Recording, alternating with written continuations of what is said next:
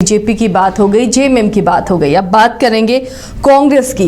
इस चुनाव के जो नतीजे हैं, उन नतीजों से क्या ऐसा लग रहा है कि अब कांग्रेस को जेएमएम की जरूरत है? इस पर हम चर्चा करेंगे, इस पर मंथन करेंगे। मदन, आपसे शुरू करते हैं। क्या जेएमएम के भरोसे अब राज्य में कांग्रेस नजर आ रही है? देखिए, जो वर्तमान में परिणाम आए हैं उसमें ये आप कह सकते हैं कि गठबंधन के तहत जो चुनाव हुए, जो सरकार ने साझा एजेंडा चलाया, जो योजनाएं थी, जो वादे थे, उसको पूरा किया। ऐसे में ये जरूर है कि जो सीटों के आंकड़े हैं वो तो बरकरार रहे, लेकिन हावी जो है वो जेएमएम रहा और जेएमएम के बदौलत जो है कांग्रेस ने ये सीटें हासिल की है। लेकिन आप कांग्रेस के नेताओं से अगर बात करेंगे तो वो कहेगा कि नहीं, ये उनका जनाधार है और मैं अपना सीट अपने नेताओं के बल पर जीत कर आया हूँ। हाँ, जरूर ये है कि सरकार में हम लोग प्रचार करने के लिए ज्यादा कल्पना सोरेन और हेमंत सोरेन ही सभी सहयोगी पार्टियों के प्रत्याशियों के लिए प्रचार किया है उन्होंने। नहीं, ये बात भी सच है कि राहुल गांधी और मल्लिकार्जुन खड़गे भी पहुंचे चुनाव प्रचार के लिए और सभी अपने नेताओं के नाम जरूर लेते हैं। तो कांग्रेस का परफॉर्मेंस जो वो रहा वो ठीक रहा, लेकिन जो आकलन हो रहे थे, जो चर्चा हो रही थी, उसमें कहीं ना कहीं कमजोर दिख रहा था कांग्रेस। अब फायदा कैसे पहुंचा है, इस पर जो है जरूर विश्लेषण होगा। इस पर हम निकालेंगे कि आखिर जेएमएम से कितना रेशियो कम रहा कांग्रेस का और सफलता में जो अधिकतर भागीदारी है वो कल्पना सोरेन और हेमंत सोरेन के ही रहे या फिर कांग्रेस ने अपनी ताकत लगाकर इन सीटों को हासिल किया। उदय, आपका क्या आकलन है? इस सवाल का कैसे जवाब देंगे?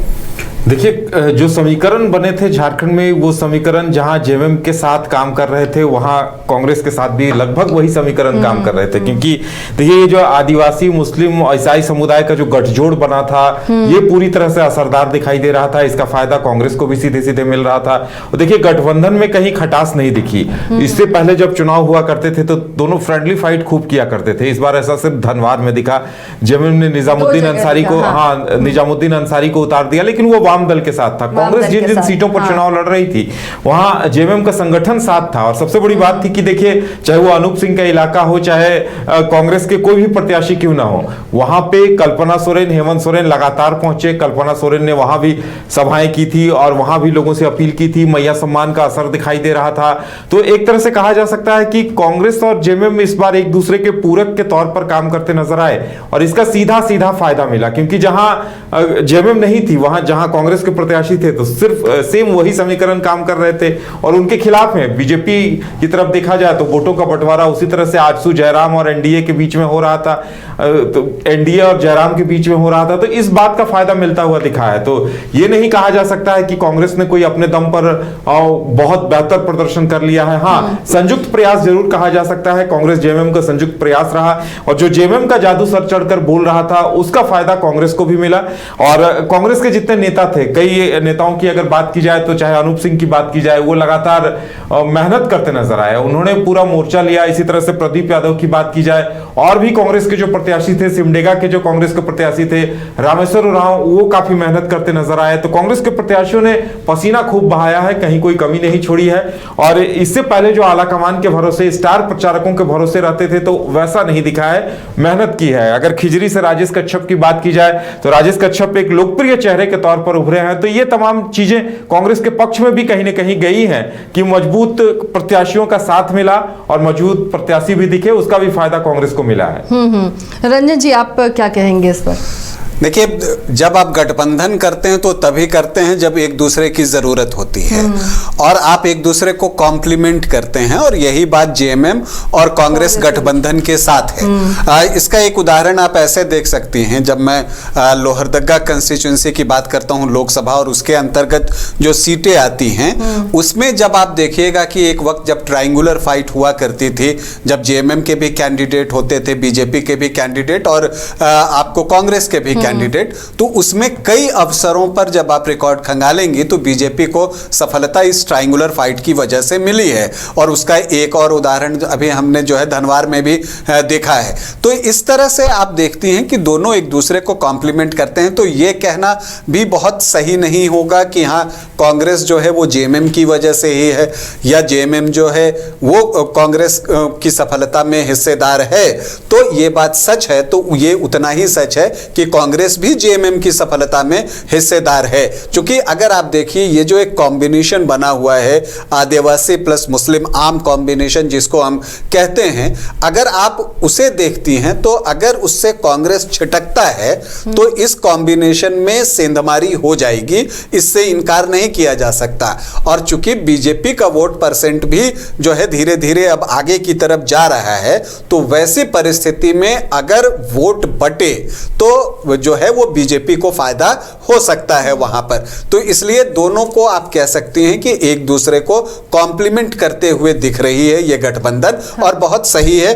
और वैसे अगर आप स्ट्राइक रेट की बात करें तो देखिए 43 सीटों पर लड़कर 34 सीट जेएमएम जीतने में सफल रहा है, तो उसका स्ट्राइक रेट जो है वो 79.06%, मतलब 79% के आसपास है। और कांग्रेस का जो स्ट्राइक रेट है वो 53% से कुछ ही ज्यादा है। तो ऐसा आपको लगता है कि यहाँ कांग्रेस का प्रदर्शन बहुत बेहतर नहीं हुआ, लेकिन आपको ये भी देखना होगा कि कांग्रेस उन सीटों पर चुनाव लड़ती है जो शहरी इलाके के जो क्षेत्र हैं वहां पर उनको ज्यादा सीटें मिलती है। और आप जानती हैं कि बीजेपी जो है वो शहरी इलाकों में ज्यादा मजबूत हुआ करता है, तो वैसी परिस्थिति में कांग्रेस को नुकसान झेलना पड़ता है। तो ये एक वजह जो है आप देखती हैं, कुछ सीटें बहुत करीबी मार्जिन से, जैसे डाल्टनगंज की सीट 1000 के अंदर के मार्जिन से कांग्रेस लूज कर गई। तो कुछ सीटें ऐसी होती हैं जहां हार जीत का फासला बहुत नहीं होता है। कुछ सीटों का इतिहास होता है कि एक बार इधर तो एक बार उधर। झरिया सीट इस बार जो है कांग्रेस के हाथ से निकल गई। तो ये चीजें आपको देखने को मिलती कि शहरी इलाकों में उसे ज्यादातर सीटें लड़नी पड़ती हैं, इसलिए उसके लिए मुश्किल होता है। और शहरी इलाकों में जब आप चुनाव लड़ते हैं और खास करके जहां ट्राइबल वोटर्स कम हो, तो वहां कांग्रेस के लिए थोड़ी मुश्किलें और बढ़ जाती हैं। बहुत सारी सीटें गई हैं कांग्रेस की। बन्ना गुप्ता ने सीट गंवाई, अंबा प्रसाद ने सीट गंवाई, बादल पत्रलेख ने सीट गंवाई है। और इसलिए ये कहा जा रहा था कि क्या जेएमएम की जरूरत है या जेएमएम के भरोसे है कांग्रेस। लेकिन अब 4 मंत्रियों जो हारे चुनाव उसमें देखें तो कांग्रेस से 1 है, जेएमएम से 3 है। तो लेकिन कांग्रेस के नेता ये भी कहेंगे कि कई सीटें हैं जो हमने हासिल भी किया है। बिरंची नारायण को हराया, कांके से सुरेश बैठा जीता। तो कई ऐसी सीटें हैं जहां पर मेकअप किया है। लेकिन वही चीज मैं कह रहा था कि उन जो शहरी मांडू सीट बहुत कम वोटों के अंतर से लूज कर दी। और जब आप शहरी इलाकों में खास करके जब लड़ते हैं ना, चाहे वो धनबाद हो, झरिया हो, डाल्टनगंज हो, बोकारो हो, ऐसी सीटों पर जब आप लड़ते हैं तो वहां पर बीजेपी के वोटर्स जो हैं आमतौर पे माने जाते हैं कि वहां ज्यादा होते हैं, तो वहां उनकी लड़ाई जो है और तीखी हो जाती है और थोड़ी मुश्किल भी हो जाती है। इस वजह से भी कांग्रेस कई सीट जो है वो गंवाती है। देखिए जेएमएम भी रांची सीट गंवा दिया उसने, शहरी सीट थी। इसके बाद आप देखिए हटिया सीट जो है कांग्रेस ने गंवा दी, शहरी सीट थी। तो ये एक फर्क जो है उसका भी पड़ता है। लेकिन जहां तक ये बात है, मुझे लगता है कि हाँ, ये बात तो सच है कि अब जेएमएम टर्म डिक्टेट करने की स्थिति में है कांग्रेस के साथ। लेकिन दोनों का गठबंधन बहुत ही प्यार से चल रहा है और दोनों एक दूसरे की जरूरत है, इस बात को दोनों समझ रहे हैं। वो इस गठबंधन की सबसे अच्छी बात है। बिल्कुल, और इसीलिए शायद ये गठबंधन इतने अच्छे से चल रहा है। और देखिए चुनाव में भी वो एकता दिखी, चुनाव के दौरान भी, प्रचार के दौरान भी। चलिए बहुत बहुत शुक्रिया आप तीनों का इस चर्चा में शामिल होने के लिए। तो जीत के बाद आकलन सभी कर रहे हैं और इसी तरह हम भी एक एक सर्वे कर रहे हैं, आकलन कर रहे हैं कि जीत के बाद के क्या मायने हैं और हार के क्या मायने निकाले जाए। इन तमाम पर चर्चा चल रही है, विचार विमर्श हो रहा है। तो आप बने रहिए हमारे साथ और खबरों के लिए देखते रहिए न्यूज़ 22 को। घर के लिए ग्रोसरीज की जरूरत हो या चाहिए फल और सब्जी, डेयरी या बेकरी प्रोडक्ट्स चाहिए या beverages, snacks and branded foods चाहिए हो या ब्यूटी प्रोडक्ट्स, अब इनके लिए अलग अलग दुकानों की तलाश हुई खत्म, क्योंकि रांची में खुल गया है केस्टोमार्ट, जो रखे आपका और आपके बजट का ख्याल। हर सामान पर 5% की छूट, होम डिलीवरी की सुविधा भी।